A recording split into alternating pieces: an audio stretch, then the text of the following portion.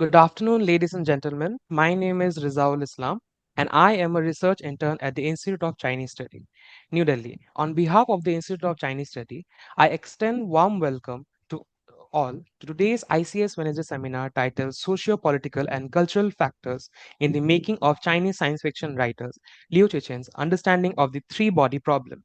Today's discussion will examine Liu Cixin's internationally acclaimed science fiction trilogy, The Three-Body Problem, and the socio-political, cultural, and literary forces that shaped its creation. In 2015, Liu Cixin became the first Asian writer to win the Hugo Award for the best novel, propelling The Three-Body Problem, originally serialized in the science fiction world in 2006, into a global literary phenomenon. The speaker situates the novel within the historical experiences and intellectual developments that shaped its authors, particularly the trauma of the cultural revolutions from 1966 to 1976, which Liu Cixin experienced as a child. The reform and the opening up era begin in 1978, which created the institutional conditions for the revival of this Chinese science fiction and his professional experience as an engineer in the Niangziguan Power Plant in Shanxi. Though a close reading of the trilogy, the speaker examines on how Ye Wenjie decisions to transmit a message to an alien civilization can be traced to the violence and trauma of the Cultural Revolution. The resolution of the trilogy raises questions about the limitations of realist logic and points towards a Confucian ethics grounded in particular relationship and general responsibility. Today's discussion will also examine the domestic and international reception of the trilogy, its significance within the broader project of Chinese cultural soft power, and the contested adaptation of the work. It ultimately considers the three body problem a significant movement in the transformation of Chinese science fiction position within global literary culture. The speakers for today's seminar is Mr. Shanki Chandra. He is an assistant professor at Doon University and a Harvard Yenching Institute fellow. He is currently a PhD candidate at the School of Language, Literature and Culture Studies, Jawaharlal Nehru University. His doctoral research title, Socio-Political and Cultural Factors in the Making of the Chinese Science Fiction Writer Liu Cixin's Understanding the Three-Body Problem, examines the intersections of Chinese literary history, Marxist literary theory, and the translation studies through a close reading of Liu Cixin's Hugo Award winning trilogy against the backdrop of the Cultural Revolution, China's reform and the opening up era, and the century long development of Chinese science fiction. His broader research interest includes contemporary Chinese literature, science fiction studies, and Sino Western comparative literary and political theory. The chair for today's seminar is Dr. Hemant Adlakha. He is the vice chairperson and the honorary fellow at the Institute of Chinese Studies, New Delhi. He was formerly professor of Chinese at the Center of Chinese and Southeast Asian Studies, Jawaharlal Nehru University, New Delhi. His research includes political discourse in the People's Republic of China and modern Chinese literature and culture. He is also the editorial board of China Report. Before I hand over to the chair, I would request all the participants to follow few of the housekeeping rules. All participants shall remain muted during the seminar. Questions may be posted in the chat box along with your name and affiliations. Alternately, you may use the raise hand option during the interactive session. You will be then invited to unmute yourself and ask your question. I hand over to the chair. Over to you, Dr. Hemant. Thank you, Muhammad Rizaul Islam. Uh, now the introduction has been made, so I will not add anything to that. And straight away, while I welcome Shanky, I'll call him Shanky.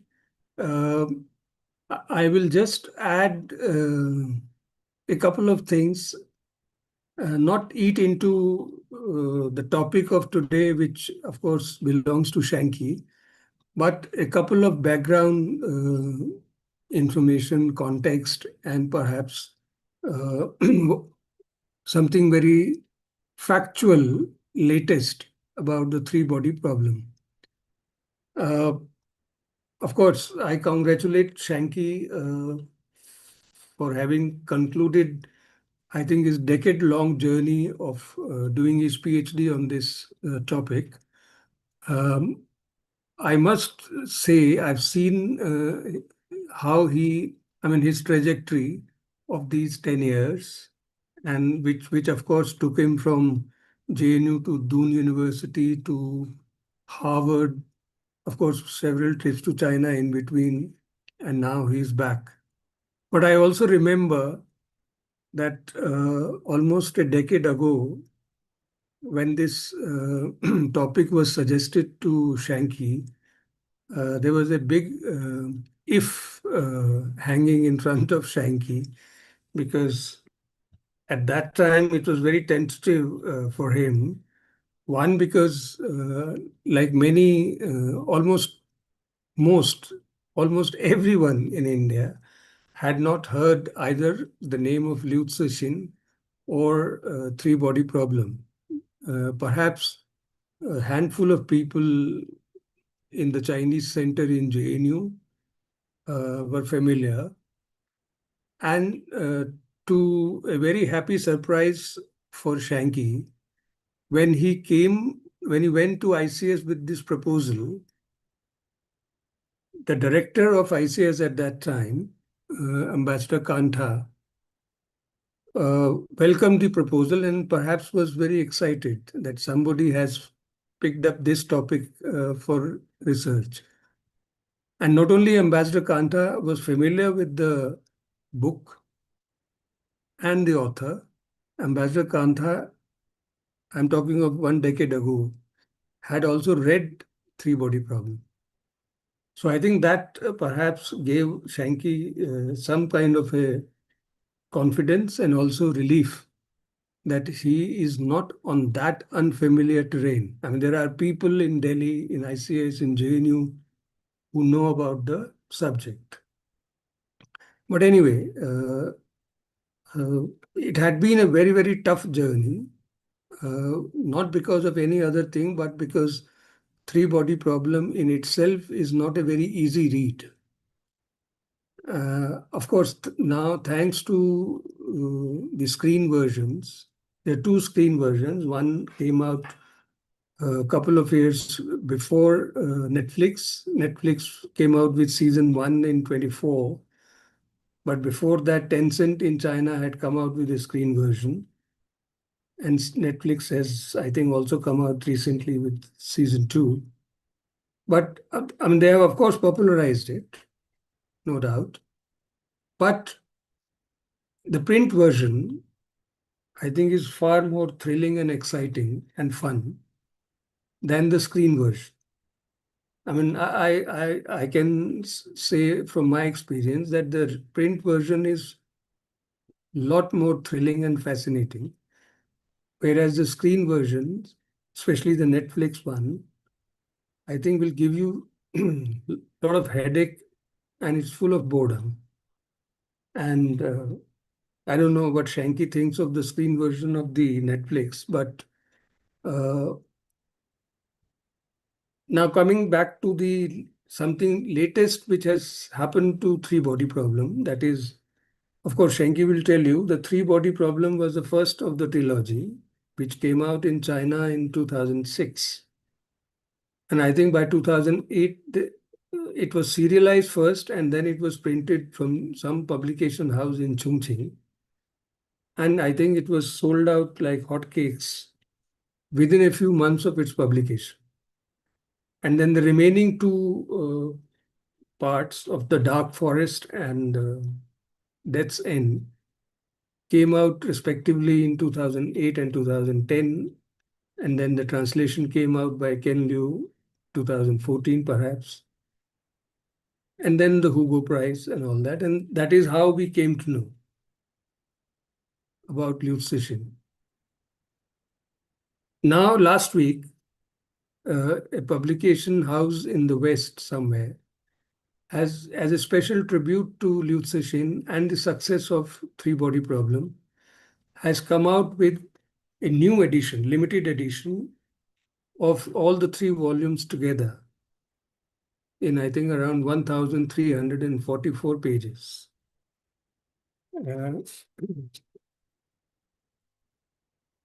in a very limited edition, of course. And interesting thing is when the editor of these three volumes put together was asked, why? I mean, why did you bring out all the three together again? And the editor's reply was that the trilogy is a tale of humanity's struggle, and that of a civilization fighting for its very existence. Of course, Shanky will tell us more about that. And this trilogy dares to answer one question, the editor says. And the question is, are we alone in this universe? And I think that is perhaps the crux of Liu Cixin's three-body problem. And of course, there are a lot of related issues that will come up during Shanky's presentation, and after the presentation, then a brief discussion we will have. So without taking much time and further time from Shanky, I hand over the floor to Shanky, and Shanky, please begin your presentation.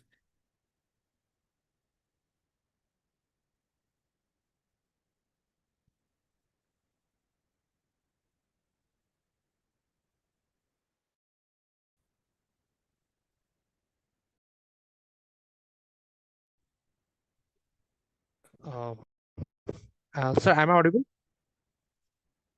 Yes, you are. Yeah.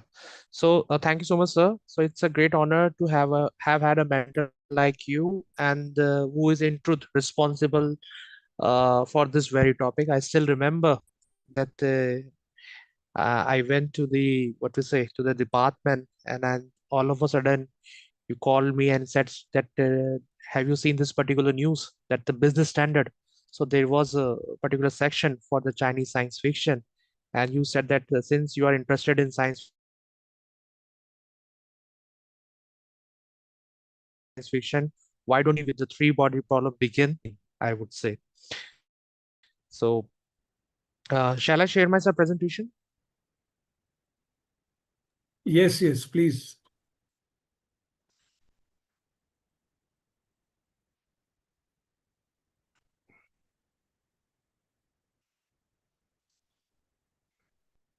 All right.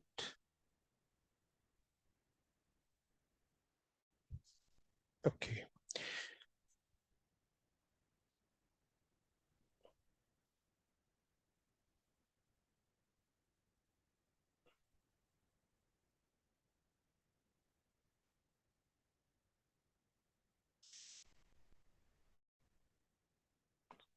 Okay. Just a second, sir. Okay.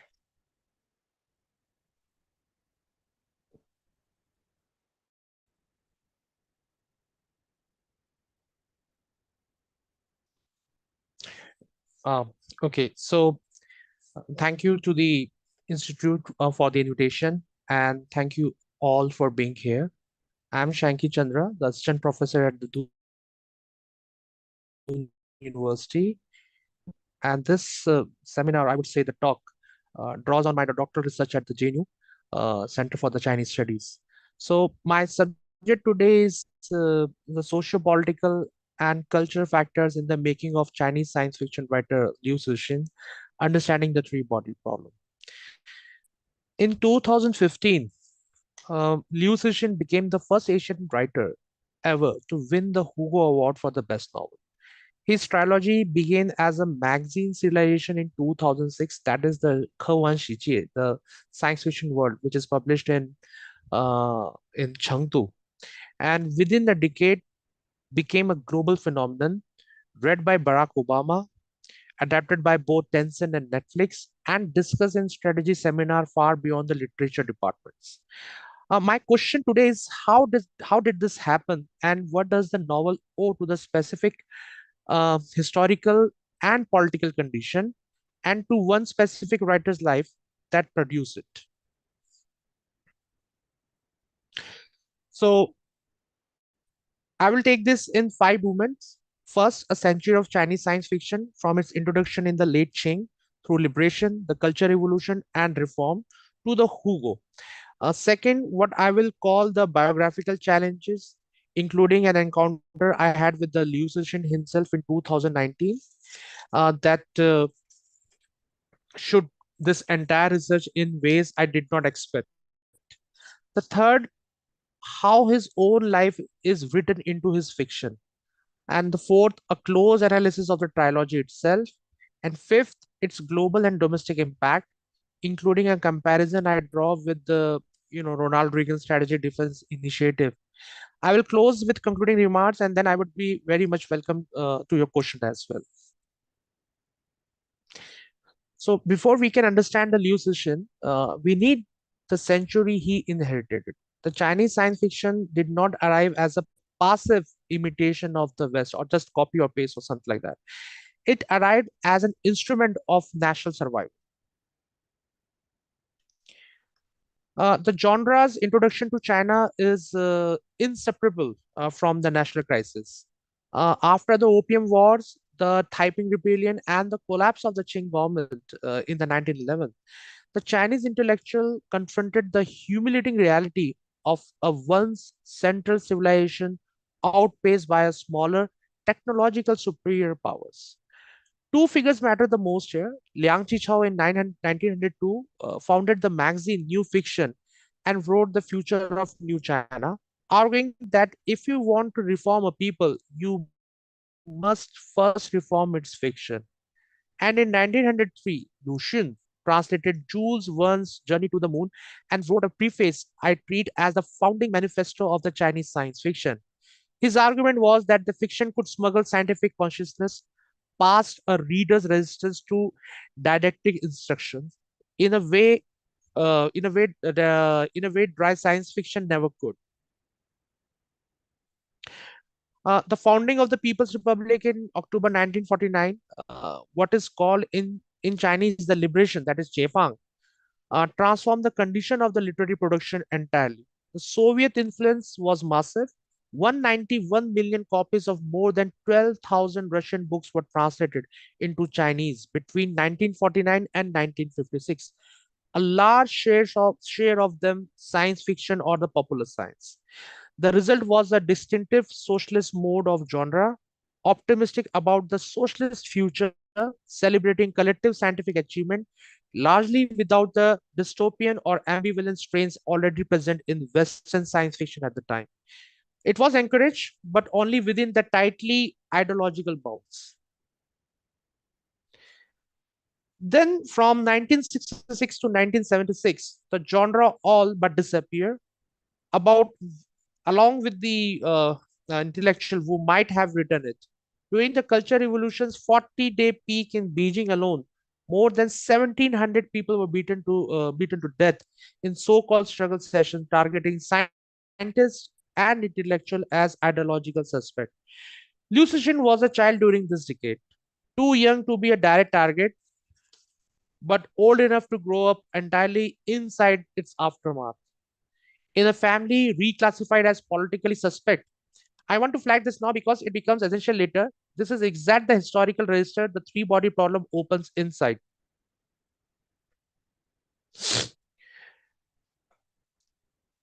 The road of silence was not straight. In 1978, the National Scientific Congress declared what became known as Scientific Spring, and even Liu Cixin himself named as one of the most decisive forces shaping his adult creative life. But in 1983, the anti-spiritual pollution campaign, sometimes called the Little Culture Revolution, interrupted the genre's revival a second time. It wasn't until 1991 that the revival properly consolidated, led by the Science Fiction World magazine and what became known as the three journals, Han Song, Wan Ching Kang, and the Liu Cixin. The Science Fiction World magazine circulation eventually peaked at 400,000 copies a month, boosted decisively when 1999 National College Entrance Exam, the Gaokao, included the essay prompt, if memory could be transplanted, a question that sent an entire generation of students looking for science fiction. A younger cohort, Chen Qiufang, Hao Jingfang, Xia Jia, Jiang Po, the famous, these are the current famous science fiction writer in China, diversified the genre through the 2000.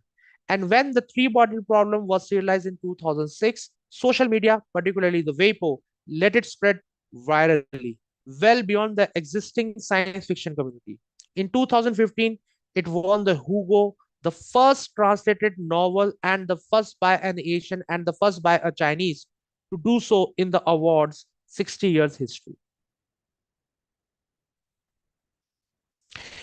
Now, I want to spend a real time on this section because it is honestly the most difficult part of this entire research project. Harder than any archive, harder than any theoretical chapter. In 2019, I met Liu Cixin through my mentor, Professor Wu Yan from the Southern China Technical University. At the time, he was in BNU, but he left for and then he switched to the other university. So I met Liu Cixin and I requested an interview for this research. He agreed, but he said one condition, stated clearly at the very outset before we began. I will talk only about the novel, nothing else. No questions about his childhood, nothing about his family, the culture evolution, his politics, or his private life. The novel and the only the novel was on the table. I want to be honest with this audience that this was and remains the single hardest obstacle this research has had to work around.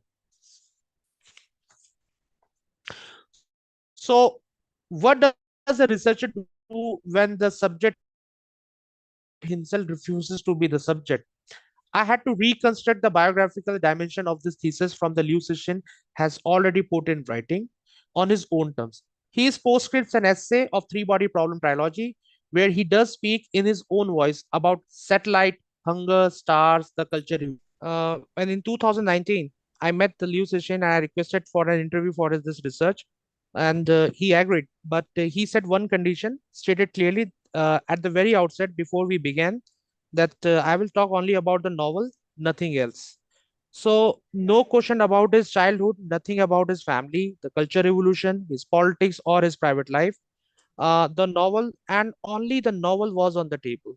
And I want to be very honest with this audience that this was and remains the single hardest obstacle this research has had to work around.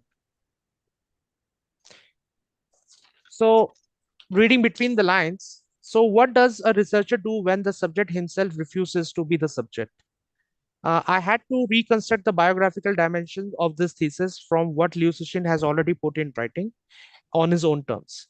His postscript and essays in the end of the three body trilogy, where he does speak in his own voice about satellite, hunger, stars, and the culture revolution as the raw material of his fiction, became a primary source in their own right.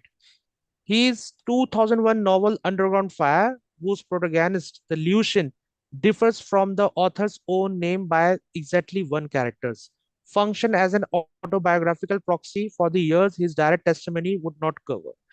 An existing Chinese language scholarship, Han Huan's 2014 doctoral study, Cauchelli's 2013 MA thesis, and some other sources as well. And most of the sources, especially regarding his biographical research and everything, they are verbal. So that is why it's a very difficult task for me that how to reference it and how to quote it without without declaring any names or something. So it supplied biographical material through the channels I could not independently replicate. But I want to leave you with the methodological point I think matters the most here. The silence was not simply an absence of information, it was information. A writer insisting forcefully in person that he had be read as a novelist, not as a case study. And I take the insistence seriously as a finding rather than working around it silently as if it hadn't happened. Now, given that constraint, this section is built almost entirely from the indirect evidence. Liu Cixin's own writing about himself and the biographical scholarship that exists independently of my own fieldwork. Liu Cixin was born in Beijing on June 23, 1963. When the Culture Revolution began, his father was reclassified as a bad element and demoted to a coal mining work. The family relocated to the Yangchuan in Shanxi. His father, Liu Pin, spent decades laboring underground and contracted pneumoconiosis silicosis, which is known as the miner's disease, dying slowly from it. Liu Cixin fictionalized this directly in Underground Fire in his novel. I put this beside the opening of the three-bodied problem. The Ye Chetai, one of the main protagonists of the first part of the trilogy, that is the three-body problem. The Ye Chetai, a physicist, beaten to death while his daughter is forced to watch. Two fathers, two different forms of state-linked violence, one ideological, one industrial. But I argue they occupy the same place in Liu Cixin's imagination, the originating grief that everything else in his fiction has to answer to. The other side of his formation is entirely different in register. The engineer, he trained at the North China University of Water Conservancy and Electric Power and spent roughly 2 decades as a computer engineer at the Niangziguan Power Plant. The 1978 scientific spring gave him, as a young man in provincial industrial China, a horizon beyond what he could otherwise see. And there's an anecdote worth including because it tells you something about his own account of his motives without any romanticism. He lost a full month's wage playing mahjong uh, with the colleagues in a single night, and he decided, essentially out of self-discipline and boredom, that to spend his evening writing in streets. In Yangchuan, Liu Cixin encountered Jules Verne's journey to the center of the earth, the formating movement of his literary imagination, by his own account. Through the 1970s, as reform era relaxation of restriction on foreign literature took hold, Verne gave way to Asimov and Clarke in Chinese translation. Asimov's Foundation series showed him fiction could operate at the civilization scale, visible later in the dark forest hypothesis itself. Clarke gave him what Liu Cixin calls the aesthetic register of the cosmic wonder. In 99, he submitted 5 stories to the science fiction world. All 5 were accepted. He had gone on to win the Galaxy Award 9 times. Here's a detail I find genuinely interesting and one I want to walk through carefully because it isn't obvious. The three-body problem was serialized in 2006 in Science Fiction World, the magazine based in Chengdu. And Chengdu is also known as the science fiction capital of China, the undisputed institutional home of Chinese science fiction, later confirmed by the Chengdu Worldcon of 2023 and the city's science fiction museum. But when the serialized story was published as a novel, a standalone novel in January 2008, it was issued not by the Chengdu House, but by the Chongqing Press, a journal publisher in the neighboring municipality with no particular science fiction specialism. So I heard about it, like I have discussed this problem that why it was happened. So my sources told me that because the Chengdu publication house, they were quite reluctant to publish this novel because it has the element of the culture revolution. So he moved to the Chongqing, and at that time, the Chongqing was under the Po Xilai. So somehow the Chongqing publishing house, they got the permission to publish the first uncensored form of the novel. And why does this matter? Because it's a reminder that the magazine and the book are two separate steps in the same pipeline, handled by two different institutions in two different cities. Even the genre most canonical text had to leave its own institutional home to reach book form. It's a small detail, but I think it says something real about how thin Chinese science fiction institutional infrastructure still was in 2008, only 7 years before the Hugo Award transformed everything. Now, this is the analytical core of the talk. I will move through the trilogy structure, its central act of transmission, and then its most demanding theoretical contribution. The three body problem is structured in 3 parts: Silent Spring, Three Body, and Sunset for the Humanity. Interviewing Ye Wenjie's 1967 story, Wang Miao's present day investigation, and Trisolarian virtual reality game. So Ye Wenjie is the main protagonist of the first novel, that is the three body problem. Wang Miao, he is the main protagonist of the Dark Forest. And the Trisolarian virtual reality, it's a part of the game which is quite the center of the story, the center of the novel of the third part, which is known as the Death's End. I rated it as running on two historical registers simultaneously.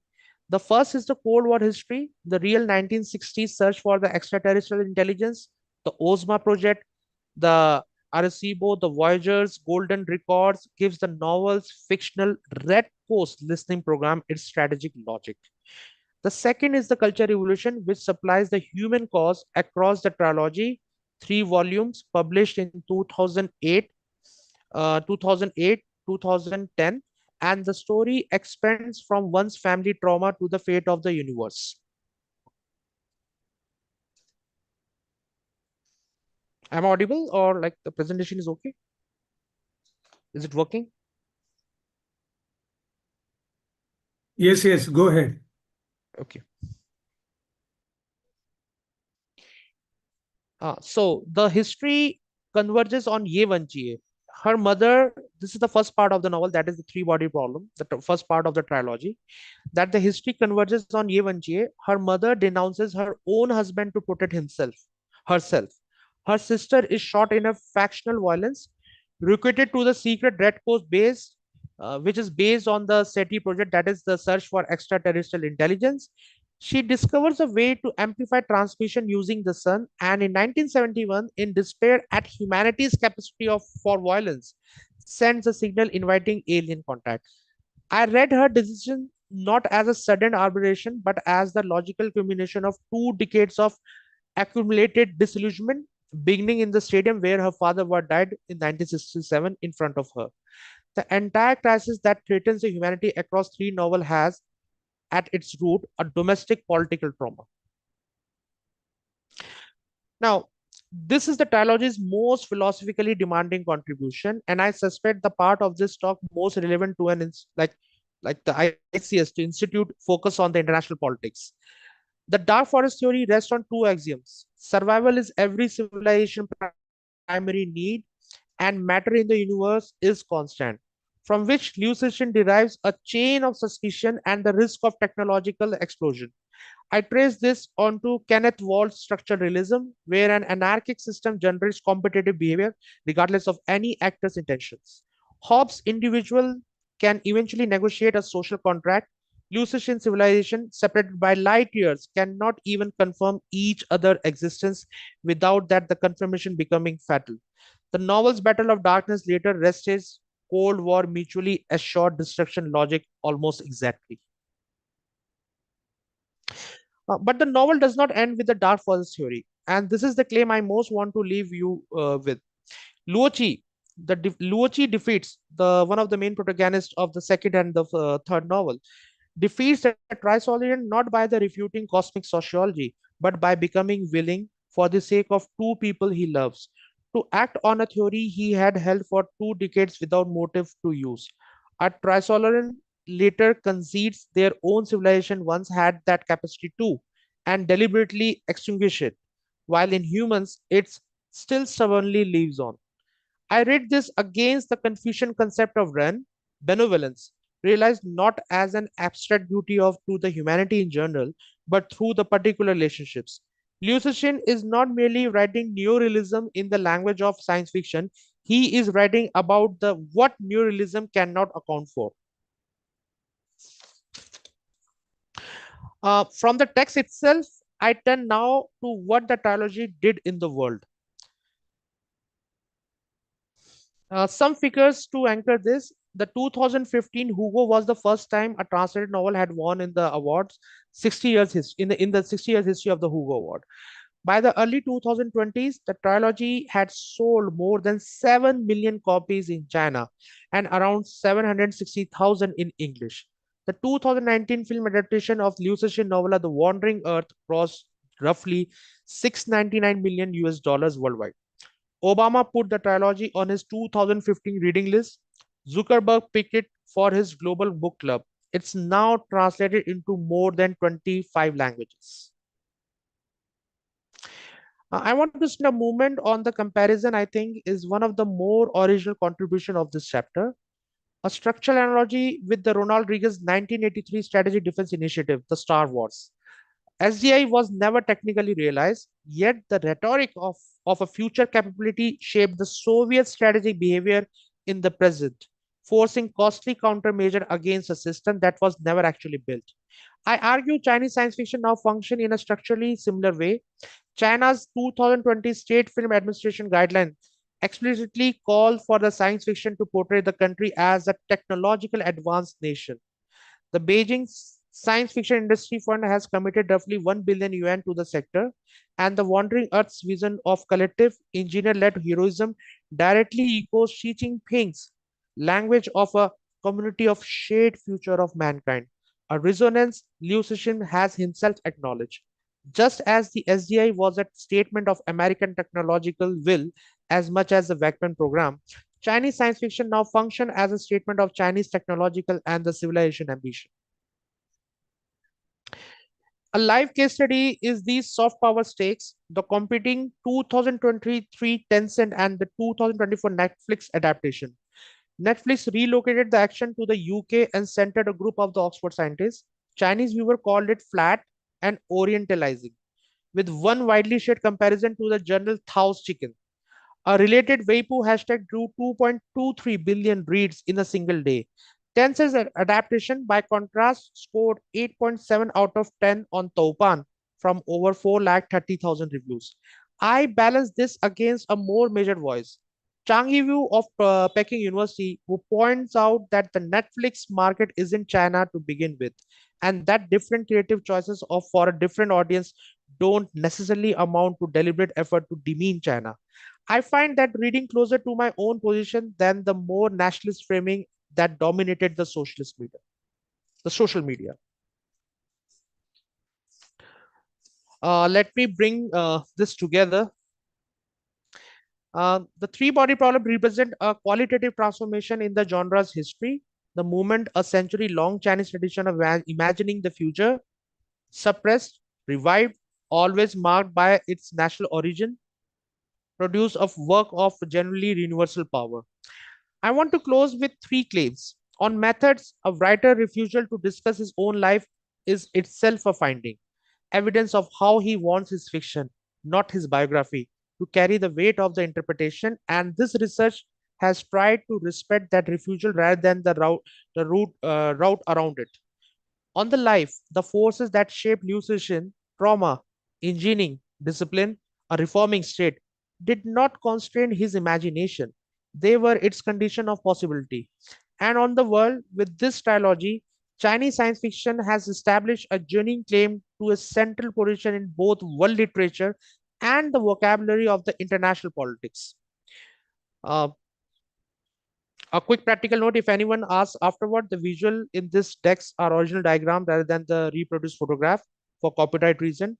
And the slide lists Creative Commons license Wikipedia sources for photographs for anyone who would like to read images of the Liu session for their own use.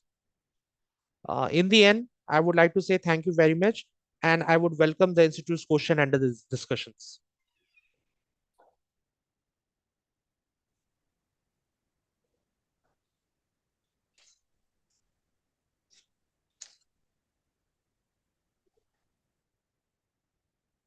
Thank you, Shanky. It was really fascinating. Uh, Although you tried to sum it up in half an hour, I mean, I can understand that it wasn't easy to put it so simply in front of us. Uh, that how difficult it must have been for you also to not only to read the trilogy first in Chinese and with whole lot of perhaps new set of vocabulary when you started reading it first. In fact, that is one of the things which, for the benefit of others, also those who speak the language, uh, to ask you, in fact, that I mean, how long did it take you to feel comfortable when you started reading the trilogy or three body problem, the first part in Chinese? And I mean, as you have given us the glimpses of the difficulties you face, not only in trying to reconstruct the trajectory which Liu Cixin followed in the construction of the trilogy and also his own life, uh, but also to how to, in a very objectively organized manner, to analyze on the basis of whatever information or from your sources you are getting, how to bring that together. I mean, I don't know how difficult it must have been for you. So you can throw some light on that, on the practical aspects of how did you navigate? Because various critiques, as I mentioned in my opening remarks also, that it's not a simple fiction to read.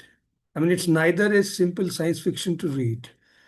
Various critiques have actually, I don't want to use the word discouraged, but if you read the reviews, many critics have given a review which actually does not tempt you to start reading it immediately. In fact, one reviewer I was reading had said a couple of years ago that, I mean, there are three tools or three ingredients needed to be able to read through the printed version, and which are that you must be comfortable with knowing physics, computers, and cultural evolution.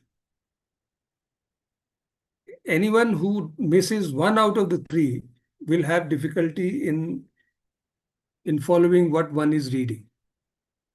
Uh, so, so I have, I mean, in addition to these few points, I have two specific uh, questions for you. I mean, it's very interesting. You said that Chengdu being the capital of Chinese science fiction at the time of when it was serialized, but he had to go to Chongqing for a publisher unknown for science books publication. And one of the reasons you, I mean, not reason, but you mentioned that Chongqing was then governed by Po Xilai. So, I mean, I'm quite at loss to understand why would Po Xilai allow, or why would Po Xilai will not know, or why would a publisher under Po Xilai's governance would dare to publish a book which says in, I think in the three body problem, if I'm not mistaken, it refers to Mao years as madness era. So that is my first question, that how does one understand this? Second, if you can please clarify whether it is Mao era years of madness or it is cultural revolution, the madness era. Because if it is Mao era in its whole, madness years, then again one gets puzzled because China's major scientific achievements, especially in the 60s, happened just before the Cultural Revolution, right? So how does one settle with these two facts? And the second question is, specific question is, you mentioned about Ye Thai and his daughter Ye Wenjie, and I mean, who transforms into the alien world. Now, I mean, this is again something, I don't know, this is Chunko Thursa, this science fiction, or something else is to it. That in generally in the Western science fiction, whether on screen version or printed version, we don't see that very often, as Liu Cixin has presented to us. He actually is seeking the help of the aliens to rescue the world, to rescue humanity. So these are my two specific points on which if you can throw some light. And you may wish to answer them first, and then we can take the open Q&A round. or you may wish to combine with the Q&A round questions along with this. It's up to you. Shanky. Yes, sir. So I'll start from the very beginning that when I started reading this particular novel, and most of the terminology, even in Chinese, like forget about the Chinese, even in English, it's very difficult to understand whether it is search for extraterrestrial intelligence, physics problem. For example, it took me a lot of time that why this three body problem, that why the Liu Cixin he did choose this particular title for this novel, because if there is one body, there is one single body, then the gravitational pull can be calculated. If there are two bodies, then again we can calculate it. The major problem is that when we have three body in the space, then the gravitational pull and all the calculation is quite unpredictable. It's very difficult. So that is the famous three body problem. Then why the Liu Cixin, he did like he opted this particular title for this novel because the mutual misconception, the unpredictability between the civilization among the humans, whether it is a part of the culture revolution, whether it is his own experience with his father and the family during the culture revolution. Because one of the major reason that why his father was prosecuted during the culture revolution is that his father, when he was in teenage in 1937, so he belongs to the Hanan, and at that time the Hanan suffered the locust plague at that time. So his father and his brother, they left for something, like because of hunger and the what we say the famine, they left for something, they are looking for the food. So one of his brother, he joined the KMT, and his father himself, he joined the Communist Party, that the Liberation Army, just for the sake of the food, not because of the ideological ground. But after the liberation in 1949, when the culture revolution was started, because his father was an educated person and he was working in the Beijing Mining Corporation, he was demoted and sent it back to the mine, the coal mine, right, where he suffered from the minor disease, and his lungs was completely ruptured, and I think within the age of 66 he died. So that is his own personal trauma. uh, he never claimed. Before that, he used to claim that somehow his own personal experience has some sort of influence on his writing. But later on, all those web pages, their discussion, they are gone, they are deleted, right? And I realized, because the bread and the butter of the Chinese writers is still the party or the government agencies and the publishing house, and it is very common. Like we can also look at the that he left his job as a computer engineer at the Shanxi power plant, I think maybe the 10 years back, because he was not pretty sure that he will earn more money or he will take writing as a profession in future, right? But after he won the Hugo Award and he got a lot of money and royalty, then he switched, then he left his job and everything.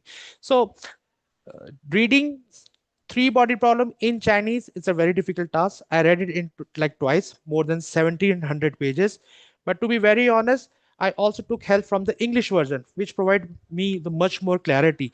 And the most important thing is it has three versions. One which is published in Sichuan in Chengdu, the other one in Chongqing, and the third one which is published by the Tor publishers in the New York, right? The least politically contaminated, or I would say any kind of interference or without any censorship, I would say it's from the Tor publication from the New York, where the Kanliu was responsible. So he gave the footnotes even about the culture revolution and everything. And most censored one is basically from the Sichuan. Even for me, it's quite shocking that why the Chongqing publishing house, they have provided the permission. Okay, you can publish here. So I asked them, Professor Wu, and he said that somehow the Poshilai and his the group, somehow they know that this particular thing is going to publish and everything. And Poshilai, he was the leader of the once again the what we say a kind of his red movement during that period of time, but he was happy. He was okay with that. So once the leader, when he is okay, so there will be no issue. But the Sichuan, the Chengdu publisher, they are very sensitive. They said it's a very minkan, it's a very sensitive for us, we can't publish here. So ultimately they went to Chongqing, and and they met the boss. So the boss is said, okay, I have no issue, you can go ahead with that. I'm sorry, I'll interrupt you here once, very quickly. I mean, it's very interesting. I mean, do you know for the fact, or you heard it from others, that Poshilai was very happy? I mean, does it really go to that level about a publication of a book? He said he was okay, and happy means like, so because most of his biographical notes is based on the what is based on the all the verbal interviews. I you know I actually did with the different writers, Professor Wu Yan, the chief of the science fiction magazine, Professor Hao Yao Chun, and everything. So he said he's okay, they are happy. So they are happy, he's okay. Who's happy? Who's okay? Again, it's a again it's a question and everything. But they took a very intelligent decision that if the Sichuan publication house, the Chengdu publication house, which is the center of the Chinese science fiction publications, if they are not happy with that novel, they move to Chongqing. Maybe they can go to other publishing house as well. But I think they switched, what we say, very intelligently, that okay, we will go to the powerhouse. If they allow, anyone can allow us. So that is the first part. Second thing is, yes, it's a Mao era, or as the culture revolution era. Now, when the culture revolution was started, the Liu Cixin was 3 years old, right? So at least he has to grow up for certain experience, even in the culture revolution and everything. But after the culture revolution, when he realized that his father, he was the victim because of all the denouncement, the anti-revisionism, and he was indicted because of his own, because his brother was a part of the KMT. So he suffered a lot. So somehow I believe the Liu Cixin, he put the what we say, the blame on the cultural revolution, that somehow they suffered. But at the same time, he also mentioned in the what we say, in the end note of the trilogy, that how did he inspired for science, technology, and the science fiction novel. Because first, it was his father who gave the Jules Verne's novels. Second, he saw the launch of the Tongfang Hong, the first satellite of the China in 1960s. Sorry, in 1970, and he asked to the villagers as well that okay, what was that? So that was his first movement of inspiration as well. So of course, during the culture revolution, whether it is the nuclear test, the satellite launch, and all the other invention was happened, that is also responsible for planting seeds of creativity in the Liu Cixin's mind. Thank you very much. And now we can open it to the Q&A round. And may I request Mohammad Riazul Islam to read out the questions? Sure, sir. We have one question from Rapai Maliakal to the speaker. The question here is how much the explosion in science fiction and the thinking about science IT application contributed to to the progress China makes currently. And there's a follow-up line that says, especially in the field of AI. Okay, so actually what happened, there is a background of that as well, that China has spent more than $6 to $7 billion on Confucius Institute, right, as a part of their soft power projection, right? But still they didn't get the enough success, and most of the Confucius Institute, whether it is America and other Western countries, they have been shut down. So this particular policy for the soft power, especially the Confucius Institute, is actually failed badly. But what they realize, that all of a sudden, because it was not the government supported, when the Liu Cixin, he won the Hugo Award for the science fiction for his science fiction work, the three body problem. And all of a sudden the people, they started reading more about the Chinese science fiction, and they are searching more about the Chinese invention and the creativity and the technology. Because in the Western phenomena, and it is obvious that most of the time we believe that science fiction is a product of a very scientific developed society or scientifically developed country. So from that moment of time, the Communist Party of China, especially the government, they realize that this is something Of course, it's very good for their soft power initiative, but this will also provide a kind of image, a kind of Chinese image of technological superior country. From that moment of time, the Chinese government, they have heavily invested in science fiction, publications, books, conference, huge conference. In when I was in Chengdu in 2019 during my ICS HYS stay, so they have invited to me a lot of conference for Galaxy Award and everything, and they spend money what we say. They spend huge amount of money for all the inauguration, and they call a lot of Americans and the European science fiction writer to China, and they are very happy with that as well. So it provide, number one, a kind of soft power to the China as a technological advanced nation. Number one. Number two, that is the first part of that. Even though they have received so much of publicity because of the science fiction works and everything, science fiction still comes under the children's literature category, not as a science fiction category in China.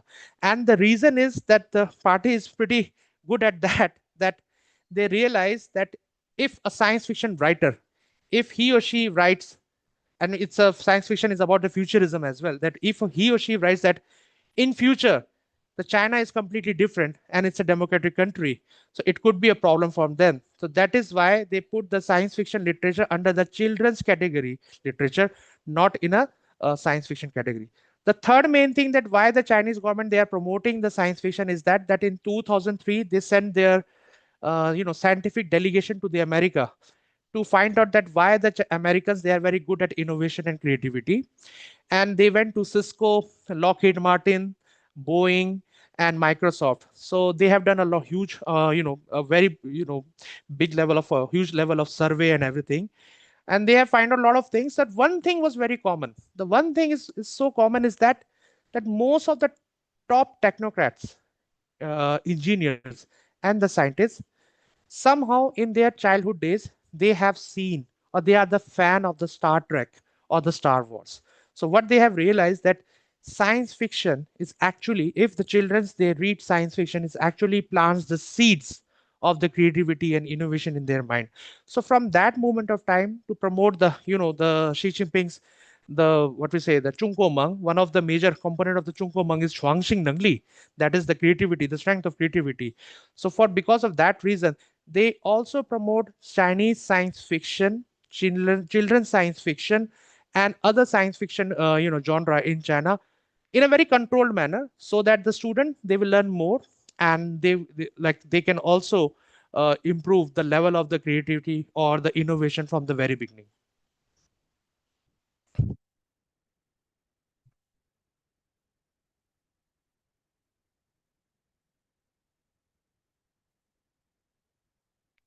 If there Yeah. are, if, okay. We have one more question from Nazar Khan, and the question is how science fiction help. Resolve one sec. I just want to ask Shanki to elaborate here.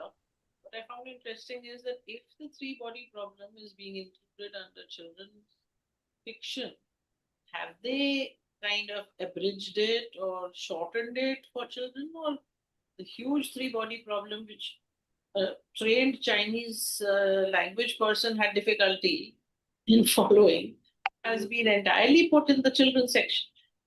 No, no, ma'am. Actually, though the novel is meant for the adult audience, even for the teenagers and even beyond that as well, whenever a science fiction writer, whenever he or she win any kind of prizes under the category of science fiction, it comes under the children's literature category. That doesn't mean that that particular work is specially meant for the children. No, they always keep Chinese science fiction under the children's literature category, not a Chinese science fiction as such, because of their own criteria of what we say, the censorship and everything, which I have mentioned, that they are afraid that if we promote science fiction as science fiction, so that a writer, maybe he or she can write that in future it could be there will be a democracy or there could be a different world without the Communist Party. So that is the reason that why, that though the literature is mature, it is available for all kind of audience, the awards, their pay, their honorarium, and their funding, it all comes under the category of children's literature. But that doesn't mean that it's only meant for the children. It's actually a kind of what we say, their a kind of their policy. Okay, thanks.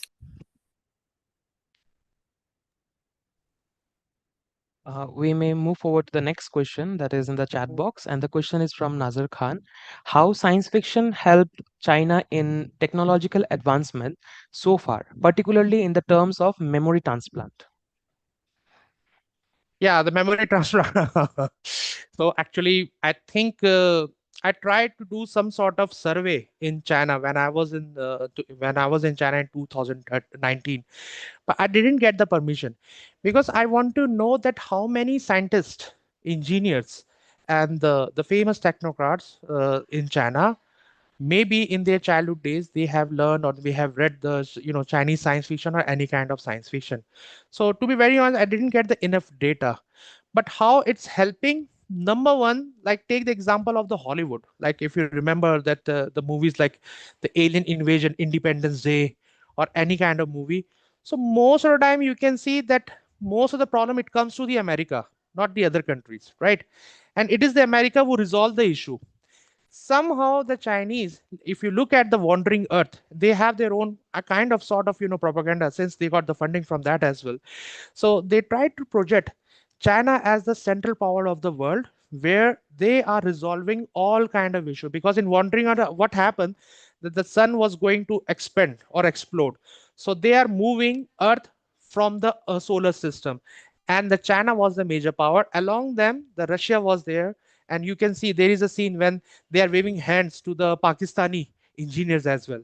So yes, they are also using a kind of science fiction to project China as the major technological power, not for the future, but as the current power as well. But it will, like, I think I have to do survey. We need some sort of survey or study that how many Chinese scientists, or maybe for example, the CEO of the Xiaomi, or the engineers from the Huawei, Tencent, maybe or maybe not, they have read or they have they were fond of the Chinese science fiction or any kind of science fiction. I believe they must have read the science fiction in their childhood days or even in the teenage days, but currently I don't have the data for that as well.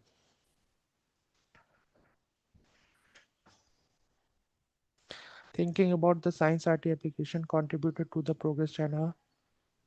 Okay, the next question is. Next question is from Usha Chandran. The Hmm, question is, you mentioned Qichao's new hmm, fiction and Liu Chen's translations of Journey to the Moon hmm. to trace the beginning of science fiction in China, or did Liu Cixin ever mention about Liu Shun's influence on his work? Liu Cixin never mentioned that the Lucian works and its influence on his own work. But why the Liang Qichao and especially the Lucian is considered as the what we say, not as a father of the Chinese science fiction, but he was the first who introduced the science fiction in China, because he thought that somehow he has to propagate the knowledge of science through the literature among the masses, right? And it is not his translation which is quite important in the history of Chinese science fiction. It is the preface of of his translation of the Jules Verne's The Journey to the Moon. He translated from the Japanese version to the Chinese, and he gave the preface where he clearly mentioned what does it mean, what do you mean by science fiction, what does it mean. And to make it more interesting, he also writes some poems in between the translation, so that the Chinese audience maybe they will find more they will find more adaptable to the literature as well, because he was the first who introduced the what we say, the science fiction literature. Liang Qichao contribution is there, but his translation is one of the worst. As the David Wang, we had a discussion with him, and he said that the translation was very difficult, very difficult to read, and even for the translation. So I believe, though, that the Liu Cixin, he never mentioned that he has some sort of influence of the Lucian works on his own, writing, works and everything. But in terms of the development of the Chinese science fiction, it is believed and it is considered that the Lucian's translation of the Jules Verne Journey to the Moon, especially the preface, it is considered as the first, as the first work of the Chinese science fiction in China. And I will share sooner. I will share the preface, the translation of the preface. I have mentioned even my thesis as well.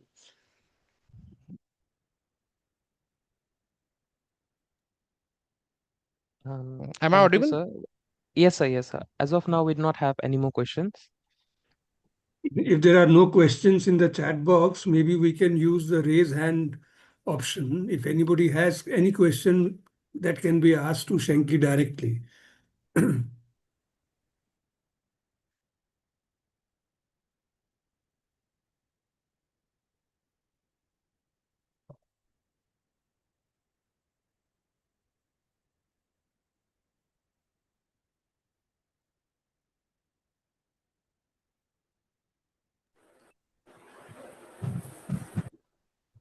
Hello, Hemant.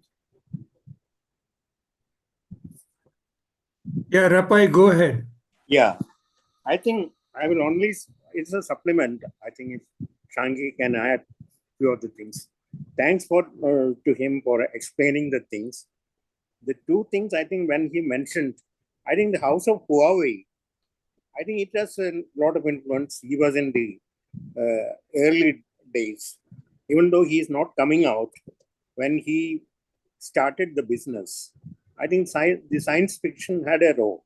I don't know how much it is. I don't have any, evidence, ready-made evidence.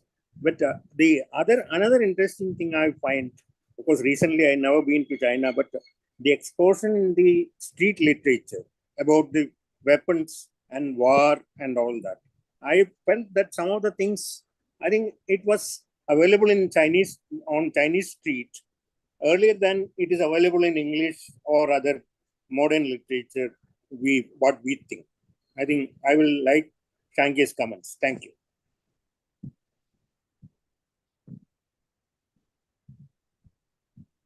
Uh, yes, I think, sir, I think you have in China you have seen a lot of magazines related to that. Apart from Chinese science fiction, you have seen the Ping Chi Chi Shi, and Ping Chi Chi, that is the ordnance weapons knowledge, and lot of other knowledge. So I thought that earlier when I first time visit to China, I was like, I realized that, oh, they have a very good production system and they have very, good kind of, creative type of ecosystem. Later I realized that this particular ecosystem basically came from the United States of America, right? So what they are doing, because till 1999, until unless the Kaukau examination, when there was a question that what will happen if you plant the memory of someone else to the other one, right? Before that, the production of the Chinese science fiction magazine was very pretty less. The readers were pretty less. The first and the most important reason I believe is that because of the Kaukau, the people they started learning more and more about science fiction, and then later on they realized that, oh, yes, it's a very good genre of literature, good for children and everything. That is the first thing. Second thing is, even in this novel, if we look at the three body trilogy, it has so many elements, whether it is Cold War, whether it is stealth technology, whether it is, the search for extraterritorial intelligence, and a lot of things. So the Chinese, they always add a lot of their, own elements, which actually influenced by their own domestic history, especially highly influenced by the Cold War. So even in Hansung works or Wanqing the Hansung Hospital and everything, I can see the a kind of the influence of the 70s and 80s era of Americans development and their own issues. So I believe that though now the Chinese, they have their own authentic, what we say, organic Chinese science fiction, but still somehow they are also following the American pattern for that. So I think it will take more time, at least 5 to 10 years, when we can see the, the least contaminated, Western contaminated science fiction or the original science fiction in China. We have to wait for Shanki, that. sorry to interrupt you. The influence of French you cannot forget. French and other weapon manufacturing industries in Yes. Europe. That is one aspect I thought it is very interesting when you come look around this literature. This, of course, these are street level literature, and I am not very good in Chinese. I won't claim like you or Hemant. But Okay, I okay, think that has come out certainly. Thank you. okay, okay. Ravi? Ravi, are you there?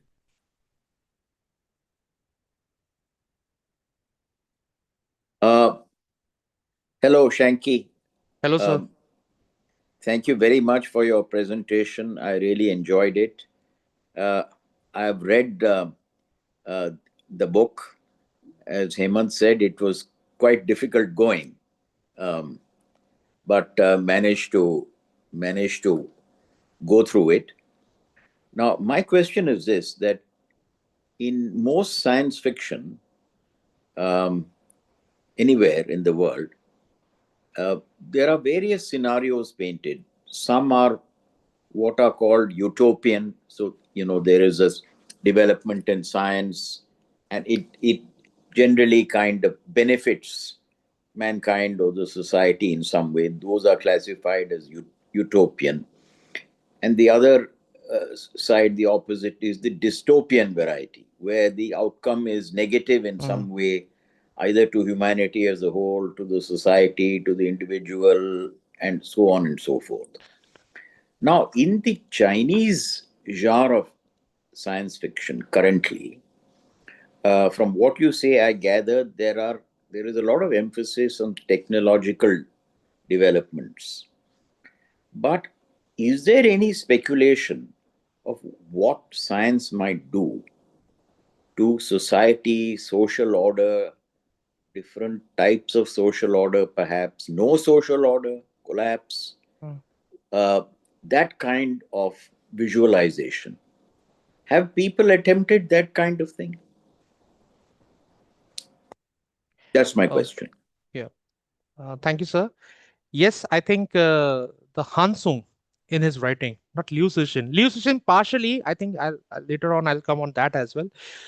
In Hansung writing, the hospital is actually about kind of what we say, uh, a kind of disease was spreading and everything, and he also lost the humanity, the kind of humanity as well.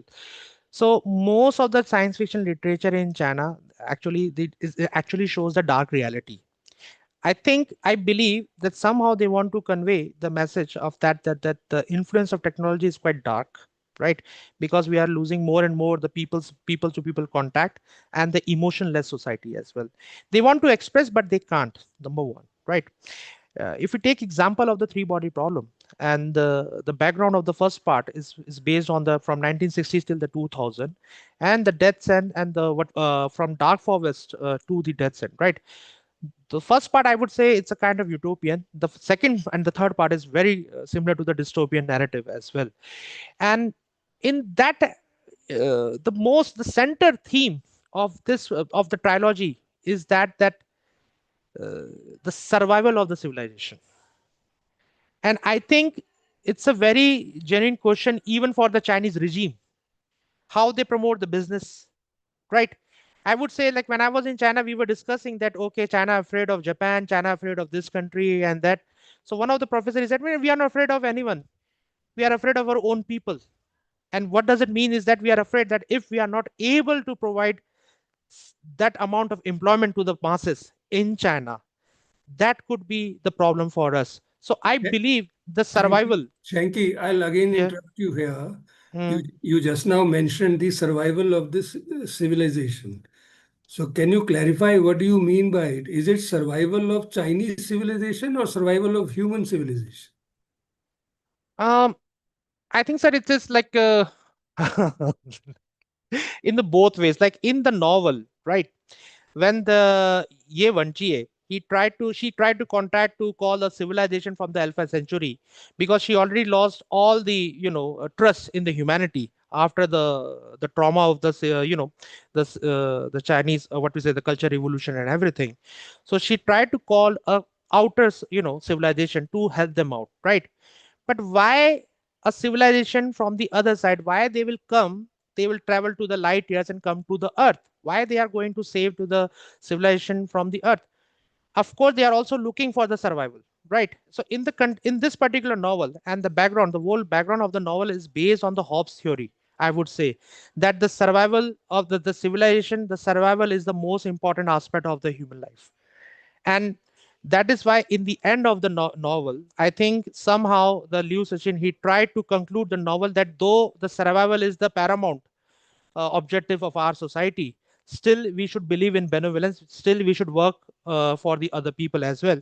But I think, sir, like, to be very honest, that the whole trilogy and most of the science fiction writer, their writing is more or less based on the survival as well. Like, survival in what terms? Whether it is the Chinese civilization or the world civilization, I would say from most of their writing, I believe it is first is the Chinese civilization, the secondary is the world civilization, because as they are going towards the more development, becoming more powerful economically and everything, they are also they are also facing lots of other problems, whether it is environmental, whether it is employment is a very huge issue currently in China.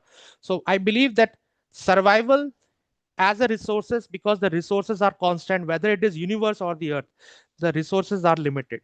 So I believe they are looking more towards the survival of the civilization. First is Chinese, the other, I think, I believe, is that the world civilization.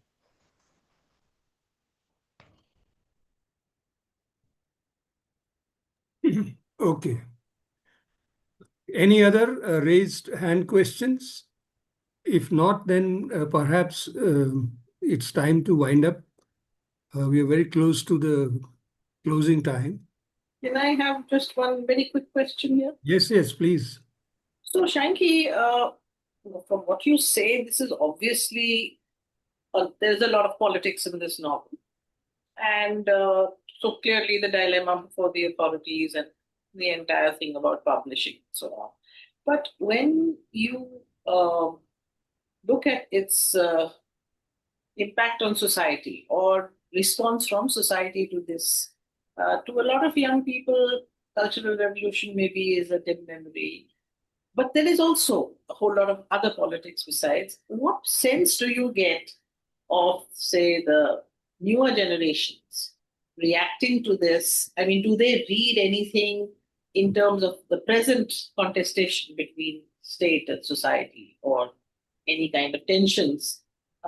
Is there any buzz on the social media, for instance, about this? So, how do you see general societal reactions to the kind of politics that underlies this? Okay.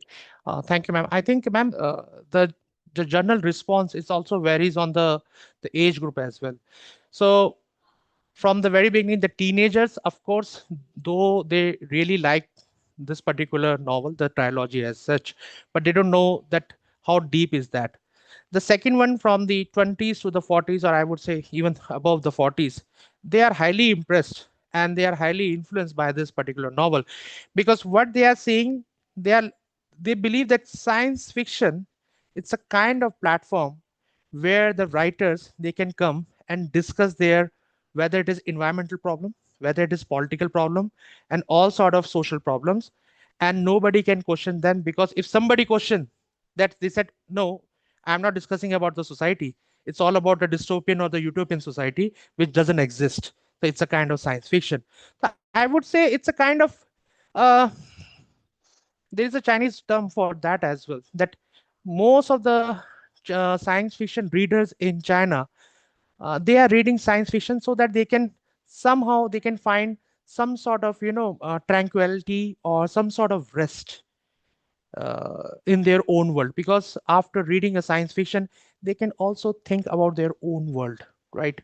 But I believe it's a kind of most of the audience, they believe it's a kind of platform where still there is a freedom of what we say, for their own opinion. They can discuss, they can talk about it, and they can also find out the solution as such, without any censorship or without any persecution, because ultimately it's a science fiction, and the science fiction which actually doesn't exist in the current scenario. So this is the, what we say, the current scenario, the current response of the youth from the China. Thanks.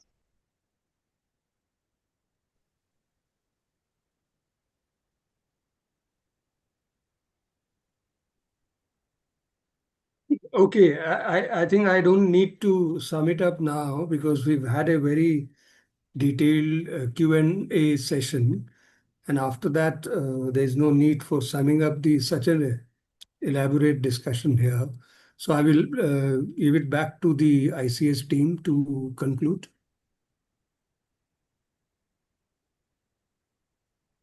Thank you, sir. So I seek your permission to begin to bring an end to the session formally, then, sir.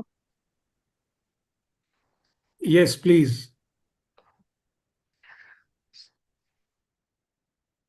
With this, we come to the end of today's seminar, and we thank Mr. Shanki Chandra and Dr. Hemant Adlakha for gracing today's seminar with their presence and for giving us their valuable time. We also thank the audience for joining us today. The video of today's seminar shall be available on the ICS YouTube channel. We extend a warm invitation to our upcoming Wednesday seminar. Details about the upcoming events can be found in the ICS website as well, and you may also subscribe to our newsletter for regular updates. Thank you everyone for joining us today.